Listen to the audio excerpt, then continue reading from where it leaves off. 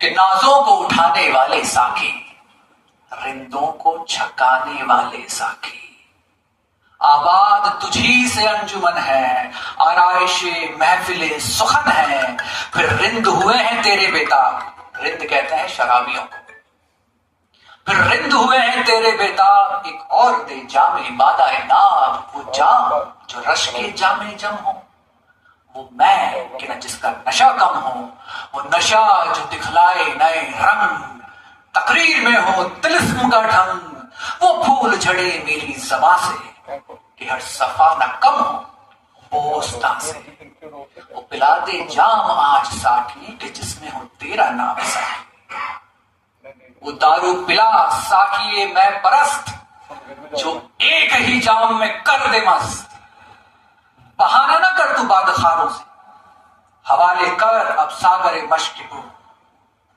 अखली में सुखन को मैं करूं सर, मद्दा रहे मेरे सुखन पर, मुश्ताक अहले बज़्म जा सब देख रहे हैं देर से रहा, आगाज़ बयां करो यहां से, रौनक तो सुगन को दास्तां से। आपकी खामोशी बता रही कि आपको दादा को समझ में नहीं आया। कोई बात नहीं, देखिए आप तो बड़े अच्छे ऑडियंस थे, आप कुछ बोले नहीं। एक बार एक साहब जो है वो ये सुन रहे थे, साहब साकिनामा सुन रहे थे, अब बीच में बोल पड़े कि भैया जो तुमने बोला वो समझ में नहीं आया। मैंने कहा सुनाई तो दिया। जिंदगी में हर चीज समझ में आ जाए तो बड़ी बोरिंग सी हो जाएगी, है कि नहीं? कुछ चीजें बस सुनाई भी देनी चाहिए।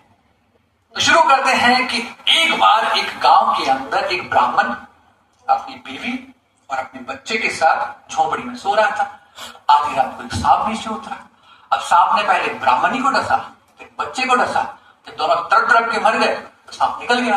अब जैसे ही सांप गया तो उसके पीछे पीछे ब्राह्मण भी चला गया। सांप आ गया कि ब्राह्मण पीछे पीछे, सांप आ गया कि ब्राह्मण पीछे पीछे, सांप शेर में बदल गया, अब शेर आ गया कि ब्राह्मण पीछे पीछे, शेर आ गया कि ब्राह्मण पीछे पीछे, अब शेर इंसान में बदल गया तो भी ब्राह्मण पीछे पीछे। तो इंसान ने कहा भैया होल्ड क्या हो गया,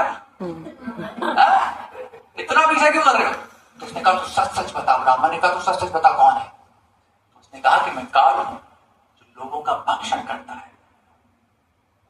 ब्राह्मण ने कहा तूने मेरी बीवी और बच्चे का भक्षण कर लिया, मेरा क्यों नहीं किया? ऑन नहीं किया?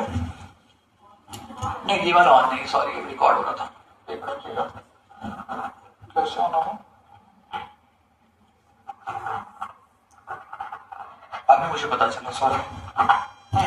तो ब्राह्मण ने कहा तूने मेरी बीवी और बच्चे का भक्षण कर लिया, मेरा क्यों नहीं किया? तो काल ने कहा कि उनका वक्त हो चला था। तुझे आज से 12 साल बाद हरिद्वार में गंगा तट के किनारे मगरमच्छ बन के तेरा भक्षण करूंगा, तब तक तू आजाद है। ब्राह्मण को लगा ये तो अच्छी बात है, ये तो मुझे अच्छा बता दिया, मैं कभी जाऊंगा नहीं। अब ब्राह्मण वहां से राजा जी के यहाँ चला गया।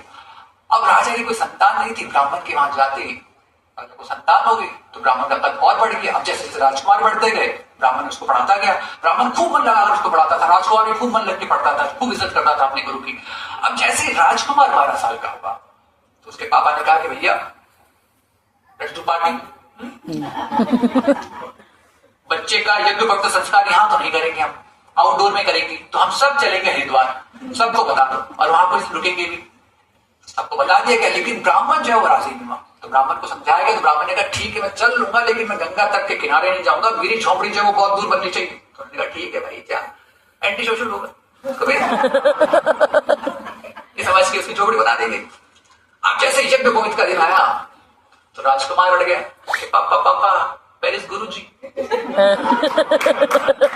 यू नो ना today is very important day for me. पापा ने कहा ठीक है भाई। अब और कोई हमारे मिडिल क्लास के पापा होते तो कोनी मार के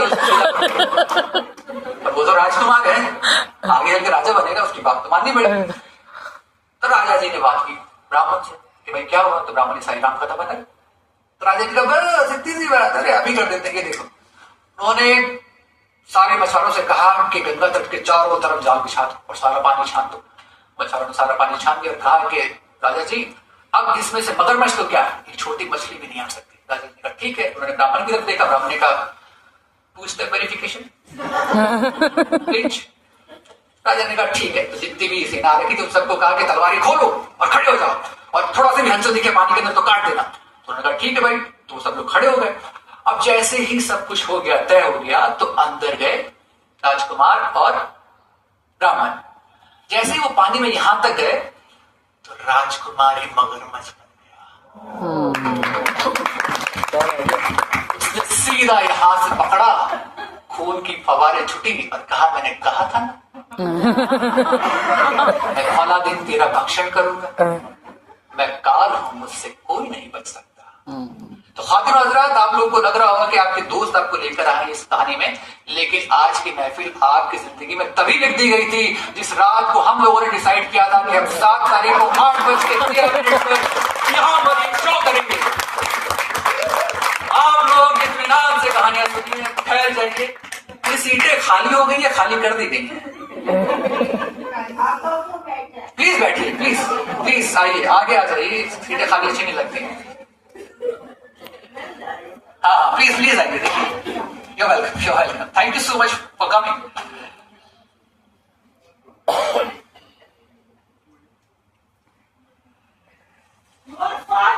Thank you so much.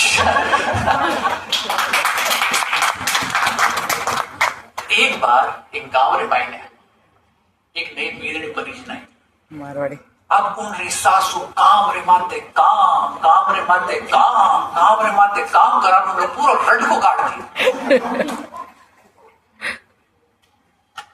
अब एक दिन सासू जगह घरू बारे गई छड़िया वास्ते, तो लारू बाबा जी बताया, बाबा जी क्या भिक्षाम देही, वो सुनियो मत, नहीं तरह किसी नई बाबा सुना है।